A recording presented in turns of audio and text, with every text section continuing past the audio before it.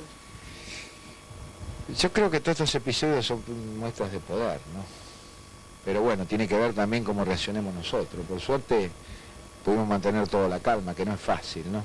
Ahí es donde es el punto de inflexión. Un día no tenemos la calma y estamos sufriendo algo muy grave, ¿no?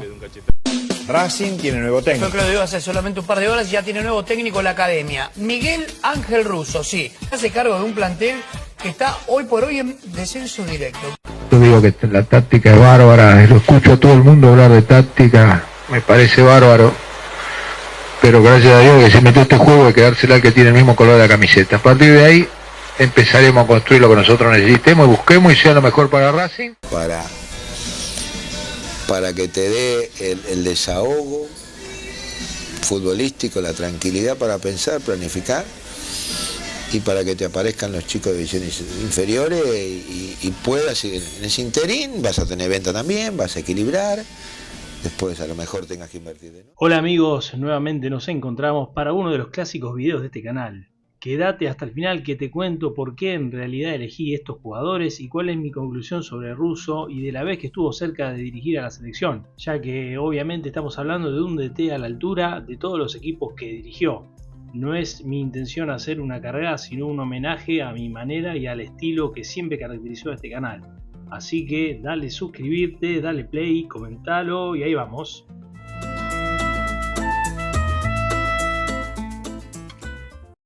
La línea temporal va a empezar en 2010 aproximadamente, ya que como siempre empezamos con el arquero. En este caso voy a elegir un arquero que no fue llevado por Russo al equipo de Racing realmente, pero sí que le dio banca del mismo DT, ya que llegó en un momento en el que peleaba la titularidad junto a Jorge de Olivera. Estoy hablando nada más ni nada menos que del pelado Martínez Bullota, surgido en las inferiores de Racing, que lamentablemente dejaba bastante que desear, y según lo que estuve investigando y averiguando sobre este paso de este arquero, la campaña de Russo había sido bastante buena, que de no ser por no contar con un arquero de jerarquía, los resultados y los números hubiesen sido mucho mejor. En total, Miguel en Racing dirigió 53 partidos, ganó 23, empató 9 y perdió 21. Para empezar a armar la defensa, la línea temporal nos remonta a fines de 1997, principios de 1998. Con la traumática salida de Russo de Rosario Central, que resultó bastante problemática su primera etapa, ya que el entrenador había manifestado estar enojado con los dirigentes del club porque habían tenido contratos con otros entrenadores. Fue así que Miguelo armó la valija y se fue para España.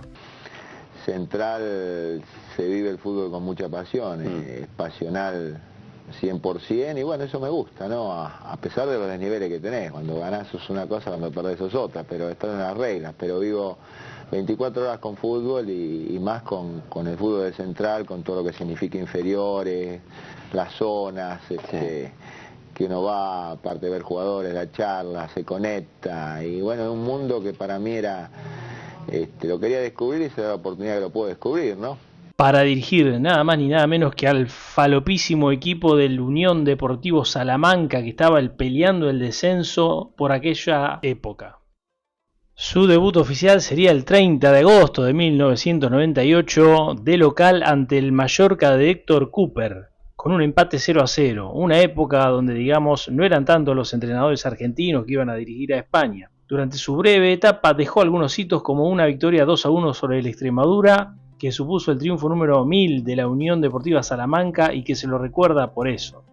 Sin embargo, en toda su campaña los resultados no lo acompañaron y tras una serie de derrotas, Russo fue destituido el 4 de enero de 1999, un año después aproximadamente. El paso fue corto, logró más de la mitad de los puntos, pero a la temporada siguiente Salamanca terminaría descendiendo a la segunda división. Pero yendo al tema que nos compete, los 3 refuerzos que llevó Russo para reforzar aquel incluyeron al portugués Nuno Luis como lateral derecho, uno de los múltiples jugadores que llegó al Salamanca por aquella década del 90.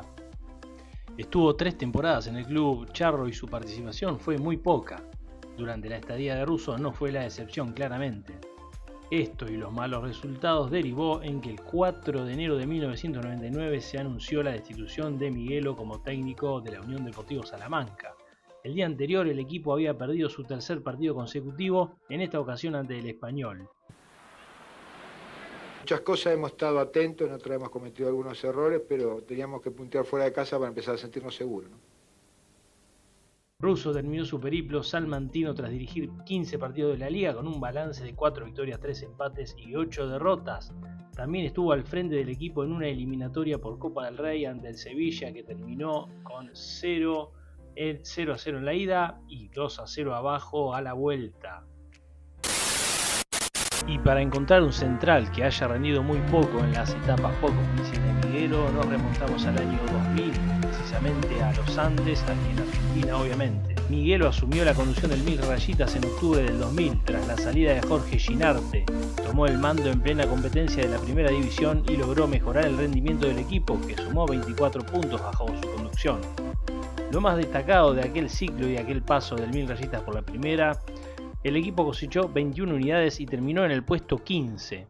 La gente de los Andes se prepara para estar jugando el próximo domingo con Unión de Santa Fe en un clima que realmente no es atractivo, que no es bueno para los conducidos por Miguel Ángel Russo. Los Andes y la semana de la apretada por parte de los Barras Bravas. Que agremiado reaccionó enseguida, gente de la seguridad de la provincia me llamó enseguida por teléfono, a través de los periodistas se enteraron, me llamaron enseguida.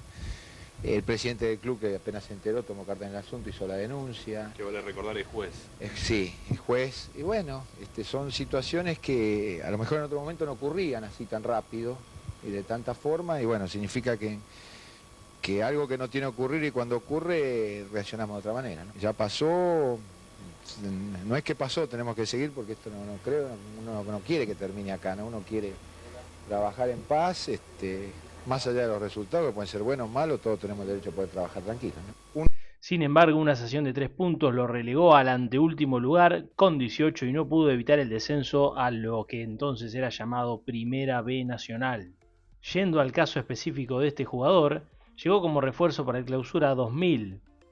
Conocida era la relación de Miguelo con Estudiantes, había llegado al país como refuerzo a aquel equipo, pero sin pena ni gloria, pasó por el pincha y recaló nuevamente en el 1000 Rayitas.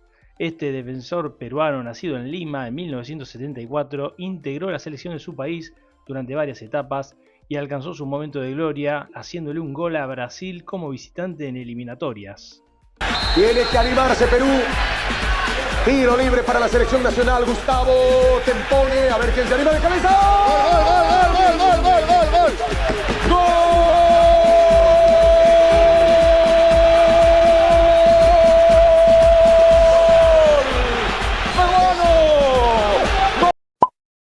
Ese paso importante le valió para la transferencia al conjunto Crema, el famoso universitario del mismo país, en el cual tomó trascendencia y desembarcó en Argentina para el trospiezo, como ya decíamos, por Estudiantes de La Plata y recalar en el ascendido Los Andes.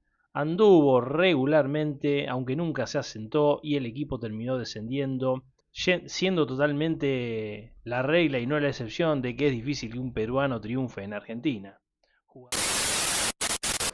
Bueno, buen día. Bien, la verdad que buen entrenamiento. Sí, hablé con Miguel. Tuvimos una charla corta, pero bien, precisa. Vengo a aportar mi granito de arena, ¿no?, a lo que es este club.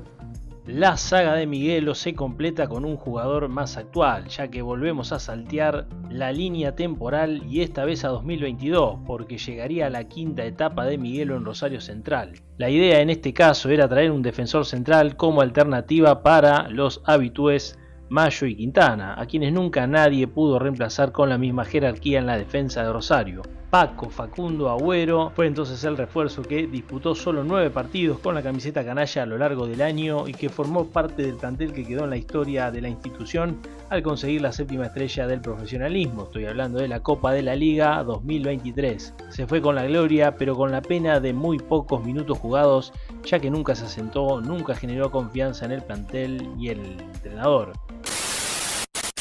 La defensa falopa de Miguelo se completa por un histórico jugador de la década del 80, que en los comienzos de la década del 90 ya se encontraba siendo una especie de consejero espiritual de los equipos porque prácticamente no jugaba, una especie de Buffarini en Independiente o del Pulpo González en su última etapa en Boca, porque ya estaba más cerca del otro lado.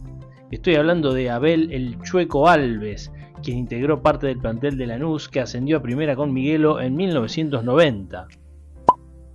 El equipo granate venía con la experiencia a cuestas de jugar 3 años en la primera C, una situación límite que lo dejó al borde de la quiebra económica y que incluyó varias frustraciones acumuladas, la mayoría por partidos claves que hubiesen significado un salto de categoría, como ocurrió ante Chaco Forever, cuando el Grana dependía de tan solo un empate para llegar a primera, pero la derrota 1-0 fue una desilusión más.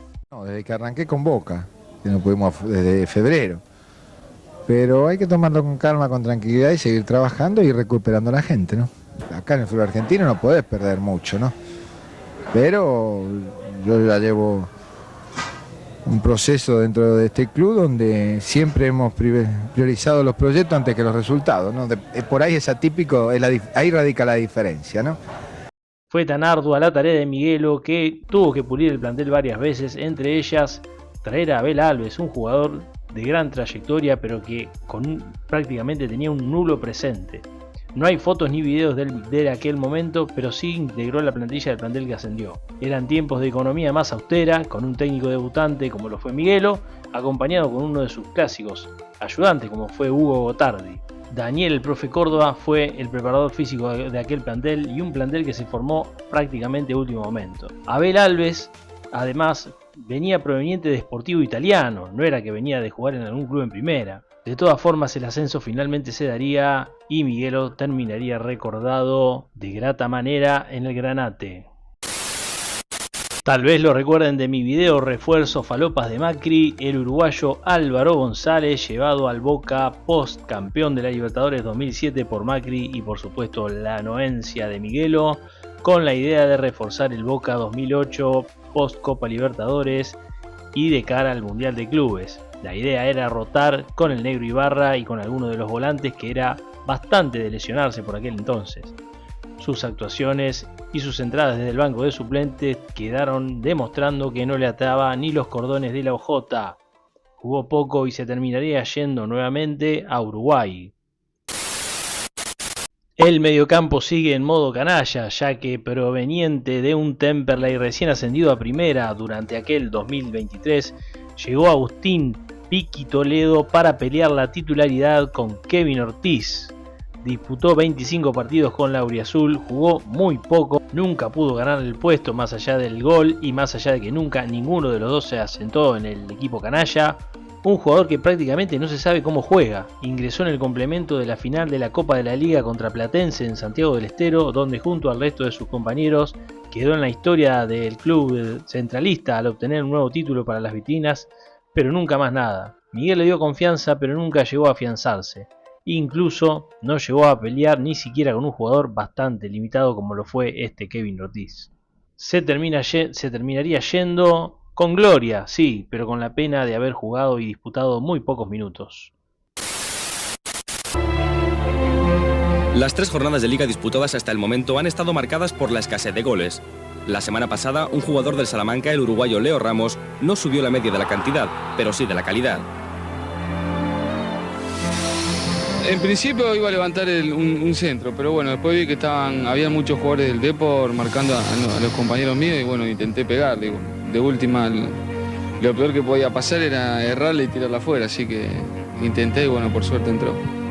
A pesar de haber hecho este golazo, a Miguelo se le adjudica la incorporación de este paquetón proveniente de la República Oriental del Uruguay en su recordado o no tanto paso por la Unión Deportiva Salamanca. Vamos de nuevo a España. Los dirigentes españoles se lo quisieron sacar de encima en todo momento al exjugador de River, Danubio y Estudiantes, que llegó con la habitual promesa de ser un jugador malo, en el sentido de malo de agresivo, o uno de los que ordena el vestuario. Pero lo único de orden que tuvo fue que los dirigentes le pasaron la escoba después de jugar 15 partidos en su segunda etapa en el club, allá por finales del siglo XX. Hay que hacer todo el recambio que te lleva un tiempo, de un día para el otro no lo haces, ¿no? Si uno hiciera la lista de jugadores que vendió Central en la década del 90 solo, estamos hablando de una lista larguísima. Grandísima, Sí. de grandes figuras, ¿no? El medio falopa se completa con un pibe que prometía mucho y los más 40 quizás lo recuerden. Volante ofensivo de bajo vuelo que se calzó la casaca de Central durante algunos años. Surgido en las inferiores del club de Arroyito, lógicamente, debutó en la primera gracias a la bondad de Miguelo en la fecha 17 del Clausura 97, en la que Rosario Central le ganó 1-0 al Deportivo Español con gol del Petaco Carbonari. Otro lateral para Español, 32-30. Se viene un dramático final en el Gigante de Arroyito. Rocchi, 23 minutos. El segundo tiempo y el partido que se pone 1-1. El derechazo cruzado y el empate. Y siempre que se habla de las promesas de inferiores, en este caso se decía que fue el mejor jugador o la persona, el jugador que más pintaba para crack de las inferiores de Central, ya que salió campeón en inferiores cuando Central viajó al Barcelona. Fue el mejor jugador de aquel torneo y le dieron el botín de oro por ser un goleador. Un petizo con una zurda mágica, desequilibrante, habilidoso y una pegada extraordinaria. Se adjudica que tuvo una lesión importante por una rotura completa del bíceps crural, la cual le impidió estar en plenitud, pero siempre prometió y mucho. Hasta el hermano de Bilardo por ese entonces lo quiso llevar a Boca, se comenta. Hasta también se cuenta en los pasillos de Rosario Central que alguna vez el Negro Palma dijo que sería su sucesor. En concreto, jugó 25 partidos hasta el año 2000, donde emprendió viaje hacia Lomas de Zamora a formar parte de Los Andes, también de la mano de Miguelo. Convirtió su único gol en primera ante Lanús en la sexta fecha de Clausura 2000 en un empate 1-1 en el sur. Finalmente en 2001 abandonaría la élite del fútbol argentino para nunca más volver. Anduvo por Deportivo Quito, Racing de Córdoba en Argentina, Espoli de Ecuador, donde jugó con su amigo Fernando Pierucci. Pero, por lo que estuve averiguando, algo que Wikipedia no lo cuenta, también terminó jugando en Sportivo Italiano, donde terminaría quedándose libre en la primera C. Y ya llegando a los delanteros, el lugar de la cancha con las historias más interesantes, volvemos al salto histórico hacia 2024. Era conocida la afinidad de Miguelo con los jugadores colombianos, y en este caso este negro prometía desde Colombia, pero como la palabra misma lo dice, prometer no es asegurar, ya que este muchacho de 20 años proveniente del país cafetero contaba con varios ítems en su currículo y no estamos hablando precisamente de goles. Jaime Peralta llegó en 2024 a la segunda etapa de San Lorenzo con Miguelo, habiendo tenido un gran semestre en Independiente de Medellín, 13 partidos, 3 goles, pero luego se marchó en conflicto con el entrenador y pasó a Cúcuta, donde jugó 8 partidos y marcó 5 goles. Menos de 2 meses fue lo que duró el delantero Jaime Andrés Peralta en San Lorenzo. Es que el club decidió rescindirle el vínculo luego de que no se presentara a varios entrenamientos. Luego de que el plantel del Ciclón debía reencontrarse tras la clasificación por Copa Argentina por penales frente a Sportivo Las Parejas, el colombiano no apareció y horas antes se lo había visto recibiendo al plantel de Brasil en el hotel. Barrilete total.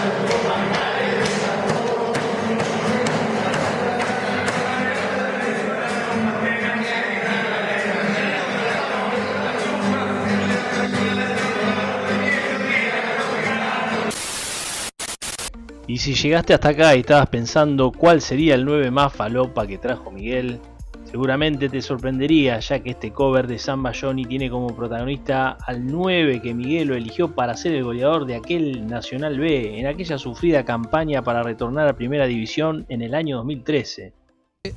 ponemos los auriculares, el noticiero aquí de la ciudad de Rosario. Te está escuchando Miguel Tesandori. Bueno, unas preguntas, unas apreciaciones. Miguel, te está escuchando Héctor Bracamonte. Sí, saludarlo, bueno, recibirlo en la ciudad, obviamente. Y me parece que la relación con Russo, Bracamonte, vos lo tuviste ya como técnico. Ayúdame, porque estábamos viendo tu foja de servicios en Los Andes, en Boca. Sí, no. A Miguel no lo tuve de entrenador. Pero bueno, obviamente lo tuve en contra, que fue peor. Fue peor, ¿no? Fue peor. Me dice el negro Taibbi, tiene razón, el uso de Isla es igual que el de los árbitros. Sí. No es reglamentario. Bueno, terminé. Bracamonte, tiene razón, no, pero va, ya está, listo. ¿Cuántas camisetas de arquero va a tener? Bracamonte, mano a mano con Minisi, se frena Bracamonte, Gagliardi atrás, Bracamonte, Gagliardi, la tiró larga y pasó y me gusta, llega o no llega, llegó Gagliardi, lindo centro, muy pasado. Rito Méndez, García, se frena García, centro para Jesús, no pudo Bracamonte. El ex Boca y Badajoz de España, conocido como Bracagol, volvía al fútbol argentino tras 3 años en Rusia y parecía que los goles se hacían en otro idioma. La pelota Atlético Méndez, mirá la que salió, llega por aquí Mancinelli, le quedó Bracamonte, afuera. Caso curioso, Central se aleja de jugar bien, de asociarse para encontrar a Bracamonte, y Bracamonte recoge 2 pelotas y está cerca del gol. Hacían en otro idioma. Si Bianchi alguna vez dijo que Palermo era el optimista del gol, este era el escéptico del gol. Gracias por haber llegado hasta acá, y puedo concluir que hablando con el diario y la revista del lunes completamente, en mi opinión Russo debió haber dirigido a la selección argentina en el Mundial de Sudáfrica 2010, haciendo revisionismo y contemplando el fracaso de lo que fue darle a Maradona que dirija un Mundial con una selección muy joven pero prometedora. Terminaría siendo un fracaso. 2010 además lo tenía Russo ya campeón de todo, incluso de la tan ansiada Copa Libertadores. Había dirigido a 3 grandes, había dirigido en el exterior y hasta incluso se lo mencionó en tantos minutos de aire de radio y televisión por aquel entonces. Ojalá que el legado de Miguelo sirva para aprender y de ahora en más los dirigentes sean más sensatos a la hora de tomar decisiones. Gracias por mirar, te recomiendo que tengo Instagram, así que seguime también ahí, da tu like, tu comentario y compartí el video si te gustó. Chau, hasta la próxima. Mucho, convencer, dar vuelta a las situaciones, el fútbol ha cambiado, las estructuras del fútbol ha cambiado, los chicos han cambiado, no es lo mismo hace 8 años atrás hablar con un chico de 18 años que hablar ahora. Todo tenemos que ir buscando la forma de mejorar en todo, ¿no?